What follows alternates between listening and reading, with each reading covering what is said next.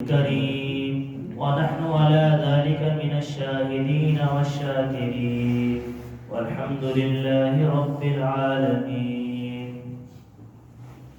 برادران اسلام، معزز سامعین کرام، جمادی الاخری کا مہینہ چل رہا ہے اور اس مہینے کے جو خاص واقعات ہیں ان میں سے ایک یہ بھی ہے کہ اللہ تعالیٰ نے اس مہینے میں نماز کی رکعات کو مکمل فرمایا. معراج کے سفر میں اللہ نے نماز کا تحفہ دیا اور اس مہینہ کے اندر اللہ تعالیٰ نے نماز کی رکعتوں کو مکمل فرمایا. اس سے پہلے نماز دو رکعت تھی، مغرب پہلے سے ہی 3 رکعت تھی، لیکن باقی نمازیں 2 رکعات تھیں. تو نماز فجر 2 رکعت، ظہر عصر 4 رکعت اور مغرب کی 3 رکعت اور عشاء کی 4 فرض رکعات کو مکمل فرمایا. نماز ایمان کے بعد اعمال صالحہ میں جس عمل صالح کا سب سے بڑا رتبہ ہے وہ نماز ہے. اول ما یحاسب به یوم القیامہ، اللہ کے نبی نے فرمایا قیامت کے دن جس عمل کا سب سے پہلے محاسبہ کیا جائے گا، جس کے بارے میں سب سے پہلے پوچھا جائے گا، وہ نماز ہے. اور پھر فرمایا کہ اگر نماز پوری نکل آئی تو سارے اعمال انشاءاللہ پورے ہوں گے. ابتدا اچھی ہوگی تو انتہا بھی اچھی ہوگی. اور اگر نماز میں خدا نہ خواستہ کوئی کمی کوتاہی نکل آئی تو پھر اس کے لیے بچنا مشکل ہے اور فرضوں کی کمی کو نفل سے پورا کیا جائے گا. اللہ تعالیٰ نے قرآن میں حکم دیا ہے اتل ما اوحی الیک من الکتاب واقم الصلاۃ ان الصلاۃ تنہی عن الفحشاء والمنکر ولذکر اللہ اکبر. کہ 3 باتوں کا حکم دیا اس آیت میں. اتل ما اوحی الیک من الکتاب، کہ جو کتاب اللہ نے تمہاری طرف بھیجی ہے یعنی قرآن پاک، اس کی تلاوت کرو، اس کو پڑھو. قرآن کا پڑھنا نور ہے، قرآن اللہ کا نور ہے. قد جاءکم من اللہ نور و کتاب مبین. تو اللہ تعالیٰ نے اس کو نور کہا ہے اور یہ اللہ کا کلام ہے اور مخلوق نہیں ہے. ایک فتنہ اٹھا تھا ایک دور میں کہ قرآن مخلوق ہے، اور اس پر کتنے سارے علماء کو برسرے ممبر کے اوپر بیٹھ کر بادشاہوں نے اور اپنے دربار میں کھڑے کر کر کوڑے لگائے اور پھانسی کے پھندے پہ چڑھائے. امام احمد بن حنبل ڈٹ گئے کہ نہیں، قرآن اللہ کا کلام ہے، مخلوق نہیں ہے. اور اس فتنے کو بچانے کے لیے امام احمد بن حنبل کو دربار کے اندر خلیفہ وقت نے کوڑے لگوائے اور کچھ علماء ادھر مل گئے اس کے موقف کی تائید کرنے لگے. لیکن امام احمد بن حنبل ڈٹ گئے اور اتنا ڈٹے کہ جب اس حال میں شہادت ہوئی تو اللہ نے شہید ہونے سے پہلے امام احمد بن حنبل کو اپنا دیدار کرایا. اور ان کا وہ جو کرتا جس میں انہوں نے اس مسئلے کے لیے کوڑے کھائے تھے اور خون لگا تھا، امام شافعی نے اس کرتے کو پانی میں ڈبو کر اس کا پانی پیا اور کہا یہ تبرک ہے میرے لیے کہ آپ نے اس کرتے میں جو جہاد کیا ہے دین کو بچانے کے لیے، وہ آئندہ آنے والی نسلوں کے لیے ایک انعام ہے. تو اس طریقے سے قرآن کو محفوظ کیا. تو قرآن اللہ کا کلام ہے، اس میں اللہ انسان سے خطاب کرتا ہے. اللہ تعالیٰ انسان کو بتلاتا ہے، سمجھاتا ہے. اللہ نے ابتدا میں کہا ذالک الکتاب لا ریب فیہ، پھر اللہ نے کہا انہ لقرآن کریم فی کتاب مکنون. یہ اللہ خود قرآن کا تعارف کروا رہا ہے کہ قرآن ہے کیا، انہ لقرآن کریم، یہ قرآن کریم ہے. عام کتاب نہ سمجھنا دنیا والوں، اس کو عام کتاب نہ سمجھنا، یہ میرا کلام ہے. یہ آنے والی انسانیت کے لیے ابتدا سے لے کر انتہا تک، آدم سے لے کر آخری انسان تک جو کامیابی کو حاصل کرنا چاہتا ہے، جو سلطنت کامیاب ہونا چاہتی ہے، کوئی فرد کامیاب ہونا چاہتا ہے، کوئی قوم عروج پانا چاہتی ہے، کوئی انسان بلندیوں کو حاصل کرنا چاہتا ہے، وہ قرآن کو سینے سے لگا کر، قرآن کے فرمودات پہ عمل کر کے، قرآن کو منشور بنا کر دنیا کی عزتیں بھی حاصل کر سکتا ہے اور آخرت کی عزتیں بھی حاصل کر سکتا ہے. انہ لقرآن کریم نزل بہ الروح الامین. اب یہ ہے کلام اللہ کا اور لانے والا کون؟ جبرائیل، جو فرشتوں کا سردار ہے، جو روح الامین ہے. وہ خیانت کر نہیں سکتا، اس میں ہے ہی نہیں. فرشتوں میں صفت ہی نہیں ہے، اور وہ پھر سردار وہ خیانت کر نہیں سکتا، تو اللہ نے اتنے محفوظ طریقے سے اپنے کلام کو بھیجا کہ کلام اللہ کا اور لانے والے جبرائیل علی قلبک، اور کس قلب اطہر پر نازل کیا؟ محمد رسول صلی اللہ علیہ وسلم۔ تو قرآن پڑھو، چہرے کا نور حاصل کرنا چاہتے ہو قرآن پڑھو۔ اگر کوئی شخص چاہتا ہے میں خوبصورت ہو جاؤں، وہ قرآن کی تلاوت کرے، اور یہ قبر میں جھگڑالو ہوگا کس کے لیے؟ شفاعت کے لیے۔ قرآن آ جائے گا اس شخص کے لیے جس نے قرآن کو سینے سے لگایا، جس نے قرآن کی تلاوت کی، جو قرآن پر عمل پیرا ہوا۔ جیسے ہی قبر میں اترے گا منکر نکیر آئیں گے، یہاں سے ایک شفیع آئے گا، شفاعت کرنے والا آئے گا۔ کون ہوگا؟ قرآن ہوگا۔ وہ جھگڑے گا اور اس شخص کی مغفرت کروا کر اس کو جنت کے لیے اس کا پروانہ جائے گا۔ تو اتلو ما اوحی الیک من الکتاب، پہلا حکم اللہ نے دیا قرآن پڑھ، دوسرا کہا واقم الصلاۃ، اور نماز قائم کر۔ اب نماز کیا ہے؟ اللہ کے نبی نے فرمایا الصلاۃ قرۃ عین، نماز میری آنکھوں کی ٹھنڈک ہے۔ انسان چاہتا ہے میں اللہ سے ملاقات کروں، وہ محبوب ہے، لا الہ الا اللہ تعارف ہے، پھر تعارف کے بعد محبوب سے ملاقات ضروری ہے، تو ملاقات کا ذریعہ کیا ہے؟ ملاقات کا ذریعہ نماز ہے۔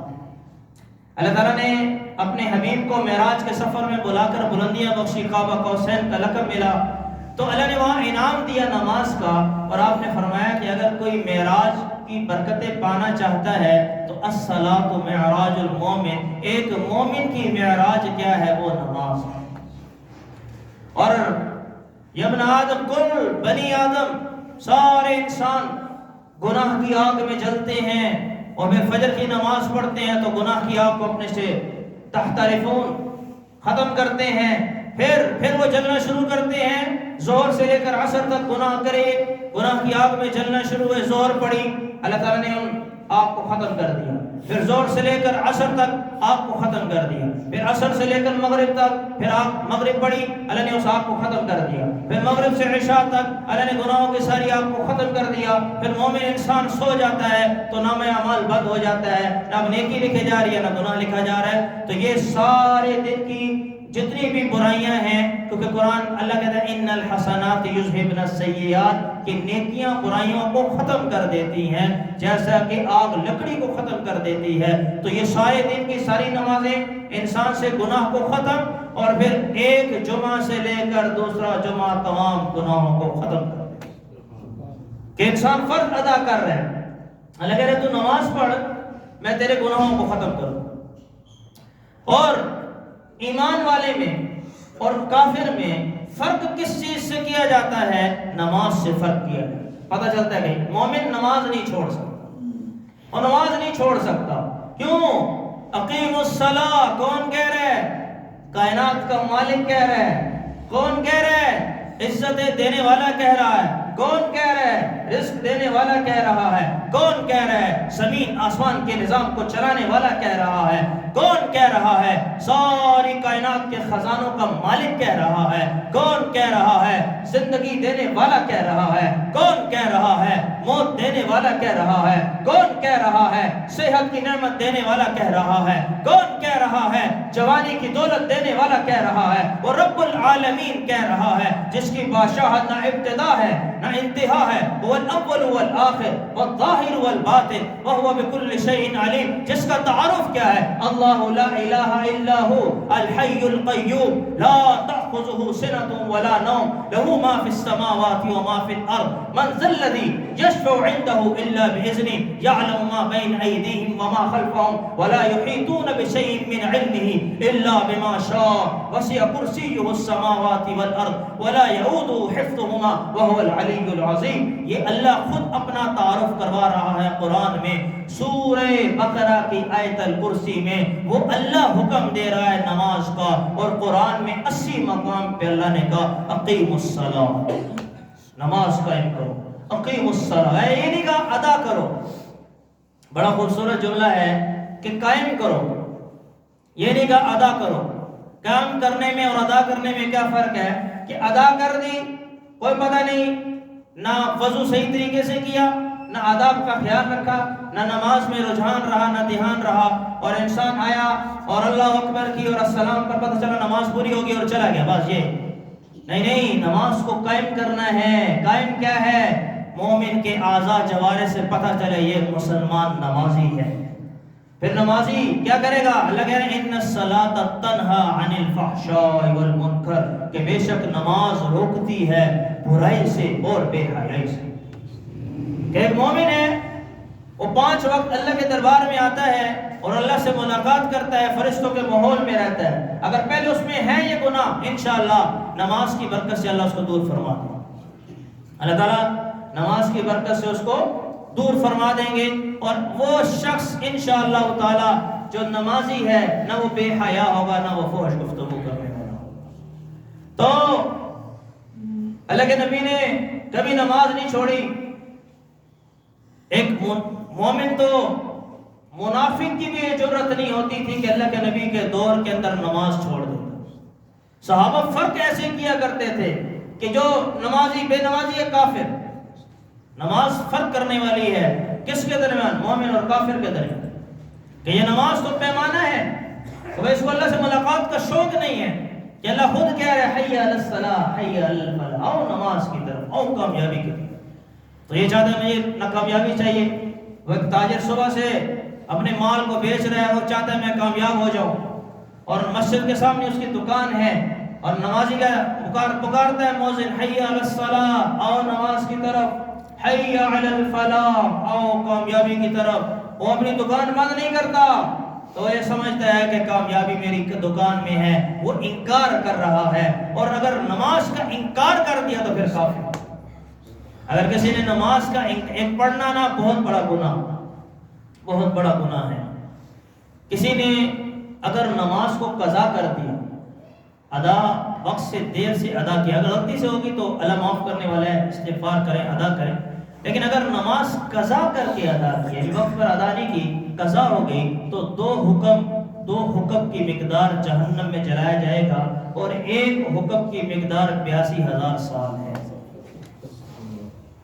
اب آپ دیکھ لیں ہمارا معاشرہ اس وقت کٹ رہا، وہ اللہ سے ویسے ہی دور ہوتے جا رہے ہیں، اور جو نماز پڑھ رہے ہیں ان کی نمازیں ٹھیک نہیں۔ تو میں نے اس نماز کی اہمیت، پھر انشاءاللہ نماز کا مسنون طریقہ، پھر نماز کے فرائض واجبات، پھر نماز میں پائی جانے والی غلطیاں، کہ نماز درست کر لیں۔ کیوں؟ اللہ کہہ رہے فویل للمصلین، ہلاکت ہے ان نمازیوں کے لیے، الذین هم عن صلاتهم ساہون، کہ نماز تو پڑھتے ہیں لیکن ایک لمحہ بھی رب کی طرف خیال نہیں جاتا۔ نماز پڑھنی کیسے ہے؟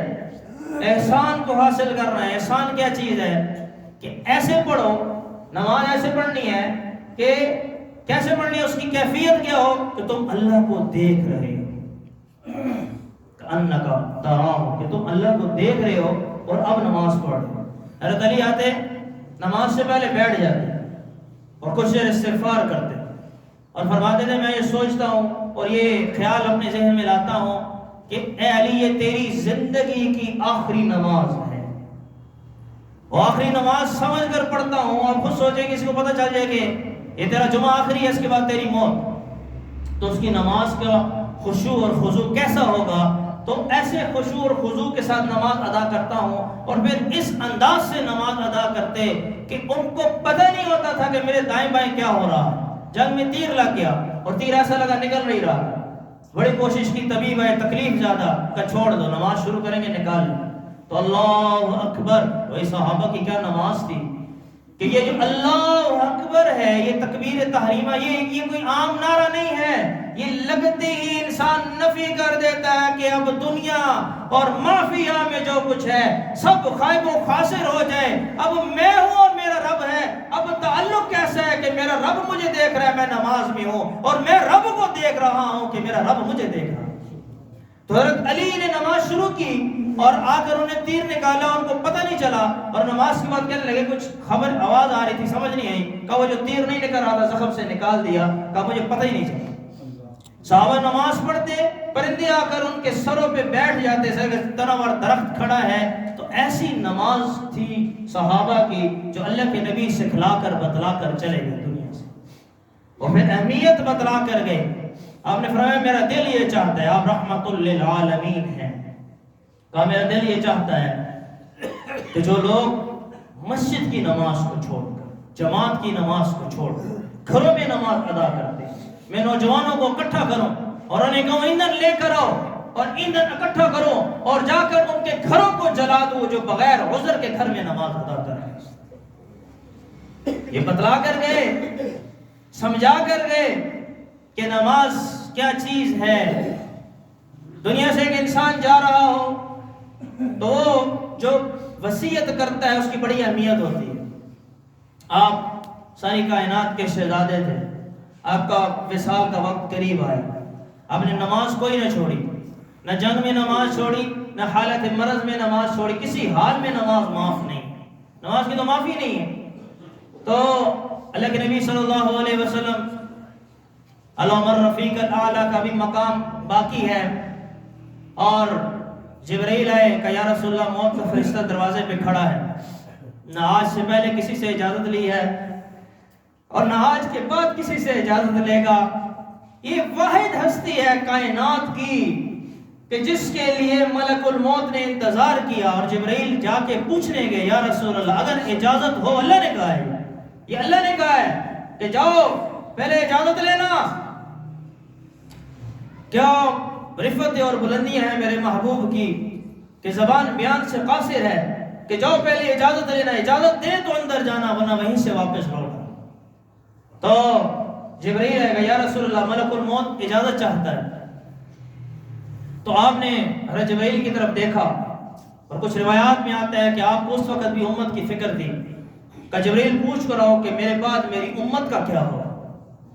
آج یہ امت کا اس کا نوجوان جو اپنے محبوب کی سنتوں پر چلنے کے لیے تیار نہیں ہے، محبوب کی صورت کو اپنانے کے لیے تیار نہیں ہے، محبوب کی سیرت کو اپنانے کے لیے تیار نہیں ہے، محبوب کے طریقے کو اپنانے کے لیے تیار نہیں ہے، محبوب کے رستے پہ چلنے کے لیے تیار نہیں ہے۔ وہ عشق کا دعویٰ تو کرتا ہے لیکن اگر اس کی صورت کو دیکھو تو محمد ہی نہیں لگتا، سیرت کو دیکھو تو محمد ہی نہیں لگتا۔ صحابہ تو دور سے پتہ چلتا تھا کہ عشق اور رسالت میں ڈوبے ہوئے چلے آ رہے ہیں، نہ کسی دعوت نہیں دیتے تھے، ان کو دیکھ کر لوگ اسلام میں داخل ہوا کرتے تھے۔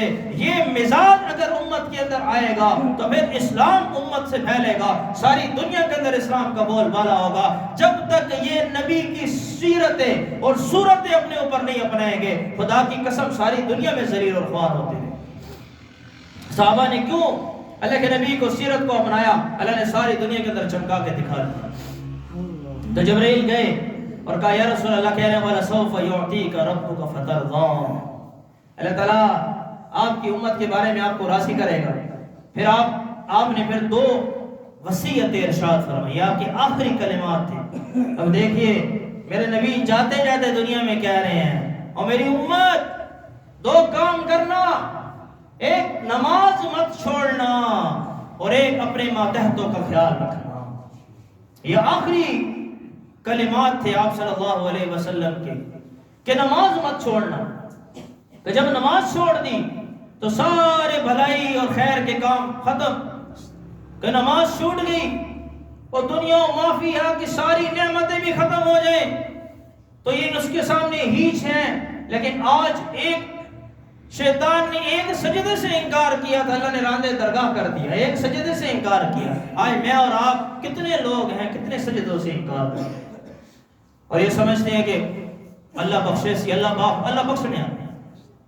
اور کیسے؟ اللہ کا ایک نظام ہے، جزا بھی ہے، سزا بھی ہے، جنت بھی ہے، جہنم بھی ہے، ورنہ تو پھر کسی کو پتہ نہیں چلے گا۔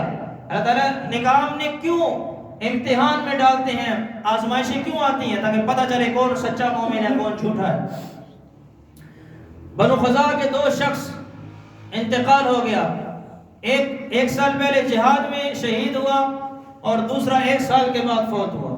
طلحہ بن عبداللہ نے خواب میں دیکھا کہ جو شخص جن کا جو جہاد میں شہید ہوئے ہیں وہ بعد میں جنت میں داخل ہو رہے ہیں، ان کے ساتھی دوسرے نے وہ جنت میں پہلے داخل ہو رہے ہیں۔ تو بڑے حیران ہوئے کہ شہید کا بڑا مقام ہے، مرتبہ ہے۔ تو اللہ کے نبی کی خدمت میں یا رسول اللہ میں نے خواب دیکھا ہے، خزاعہ کے 2 شخص، ایک شہید ہوا، ایک کا 1 سال بعد انتقال ہوا، تو بعد والا جنت میں پہلے داخل ہو گیا۔ تو اللہ کے نبی نے فرمایا کہ تم یہ نہیں دیکھتے کہ اس کے 1 سال کے روزے زیادہ ہیں؟ کیا تم یہ نہیں دیکھتے کہ اس کی 1 سال کی 6000 کتنی رکعات زیادہ ہیں؟ تو وہ جو نماز روزے اس نے رکھے ہیں اس کے اعمال میں اضافہ ہوا ہے، تو اس وجہ سے اللہ نے اس کو جنت میں پہلے داخل کیا۔ تو اقم الصلاۃ، نماز قائم کرو، ان الصلاۃ تنہا عن الفحشاء والمنکر ولذکر اللہ اکبر۔ اللہ کو اپنا ذکر بڑا پسند ہے، تو نماز اللہ کا سب سے بڑا ذکر ہے۔ نماز پڑھنی کیسے ہے؟ سب سے پہلے تو خشوع بھی ہو، خضوع بھی ہو۔ خشوع کیا ہے؟ خشیت، خوف اللہ کا۔ خضوع کیا ہے؟ عاجزی۔ اللہ کے نبی نے فرمایا تمہیں بتاؤں کہ قیامت کے قریب سب سے پہلے کیا چیز اٹھائی جائے گی؟ کہا یا رسول اللہ بتائیں۔ آپ نے فرمایا کہ قیامت کے قریب سب سے پہلے نماز کا خشوع اور خضوع ختم ہوگا، کہ پوری مسجد میں ایک شخص بھی خشوع اور خضوع سے نماز ادا کرنے والا نہیں۔ کہ انسان کیسی نماز اللہ اکبر کی ساری دنیا کے خیالات کو ہٹے اور السلام علیکم جب کیا تو پتہ چلا نماز ختم ہو گئی۔ تو خشوع اور خضوع کے بغیر نماز ایسی ہے کہ فرمایا کہ ایک سیاہ کپڑے میں لپیٹ کر نمازی کے منہ پہ مار دی جائے۔ اللہ تعالیٰ ہمیں ایسی نمازوں سے بچائے۔ تو نماز کی اہمیت ضروری، جب نماز پڑھنے والے ہیں ان کے لیے نماز کا سیکھنا ضروری۔ بغیر سیکھے ادا کریں گے تو سنت کے خلاف چلے جائیں گے، واجب چھوڑ دیا تو صاحب سے ادا ہو جائے گا، اور فرض کی کوتاہی کر لی تو پھر نماز ساری ضائع ہو جائے۔ تو ایک امت کا بڑا طبقہ تو نماز نہیں پڑھتا، اور جو پڑھتا ہے اس کو پتہ نہیں ہے پڑھنی کیسے ہے، کس طریقے سے جو سنت نماز ہے جو اللہ کے نبی سمجھا کر دکھلا کر گئے، بتلا کر گئے۔ صلو کما رأیتمونی اصلی، اللہ کے نبی فرمایا تم ایسے نماز پڑھو جیسے مجھے دیکھتے ہو، جیسے میں نماز پڑھتا ہوں۔ تو میرے بھائی دوستوں اور بزرگوں، آج معاشرے کے اندر اس چیز کی بڑی کمی محسوس کی جا رہی ہے کہ ہم اگر خود نمازی ہیں تو ہمارے ارد گرد کتنے بے نمازی موجود ہیں، ہمیں فکر نہیں ان کی، ہم نے کبھی ان کو کہا کہ نماز کے لیے چلو۔ پھر ہمارے گھر کے اندر بے نمازی موجود ہیں۔ اب اگر ایک شخص جو گھر کا سربراہ ہے، اس کا ذمہ داری ہے کہ اس کے بیوی بچوں کو وہ نماز پہ لے کر آئے۔ چھوٹے بچے ہیں 7 سال کی عمر میں نماز کی ترغیب دینا شروع کرو۔ 10 سال کی عمر میں نماز نہیں پڑھتے تو ان کو سزا دو، کیونکہ معاشرے سے اگر نماز ختم ہو گئی تو پھر اسلام کا ایک شعار ختم ہو جائے، بنی الاسلام علی 5۔ اسلام کی بنیاد بتائی گئی کہ کون سی چیز ہے؟ شہادت واللہ الہ الا اللہ، پہلی چیز کلمہ طیبہ کی گواہی۔ میں نے کہا تعارف ہے، لا الہ الا اللہ اللہ سے تعارف ہے، اللہ تعالی کائنات کا رب ہے، اس سے تعارف ہو گیا۔ اقیم الصلاۃ، پھر نماز یہ ملاقات ہے۔ توتی الزکاۃ، دوسرا رکن نماز، توتی الزکاۃ، پھر زکات ہے۔ پھر پتہ کب محبت کا چلتا ہے؟ جب اس کی راہ میں مال نچھاور کرو۔ وہ مال کی محبت زیادہ ہے یا اللہ کی محبت زیادہ ہے؟ تو توتی الزکاۃ یہ تیسرا بنیاد رکن، ایک عمارت سے تشبیہ دی دین کو، اور اس کے 5 ارکان ہیں، 5 اس کے ستون ہیں۔ تو پہلا ستون کلمہ لا الہ الا اللہ، دوسرا ستون نماز، تیسرا زکات، توتی الزکاۃ، چوتھا تصوم رمضان، اور 5واں تحج البیت۔ تو یہ تشبیہ عمارت سے کیوں دی کہ، اور پھر ایک اور حدیث میں اللہ کے نبی نے فرمایا الصلاۃ عماد الدین، نماز دین کا ستون ہے۔ ومن اقامها فقد اقام الدین، سبحان اللہ، جس نے نماز کو قائم کیا اس نے گویا پورے دین کو قائم کر دیا۔ کہ اتنی اہمیت ہے نماز۔ ومن ہدمها فقد ہدم الدین، کہ جس نے نماز کو گرا دیا گویا اس نے پوری دین کی عمارت کو گرا دیا۔ تو میرے بھائی دوستوں بزرگوں، یہ ستون ہیں، یہ 5 بنیادیں ہیں، اس میں اہم نماز ہے۔ انشاءاللہ اگلے جمعہ کو کوشش کریں گے کہ نماز کی ابتدا سے لے کر آخر تک، چونکہ نماز کے اندر پائی جانے والی غلطیاں جو آج ہمارے معاشرے میں عام ہیں اس کے اوپر بیان ہو، اور پتہ چلے کہ ہماری نمازیں کیسے درست ہو سکتی ہیں، ہم وہ نماز کیسے ادا کر سکتے ہیں جو نماز اللہ کو بھی محبوب ہے، اور نبی اکرم صلی اللہ علیہ وسلم اس دنیا میں بتلا کر دکھلا کر چلے گئے۔ اللہ تعالیٰ مجھے اور آپ کو صحیح طریقے سے نماز پڑھنے کی توفیق دے۔ وآخر دعوانا الحمدللہ۔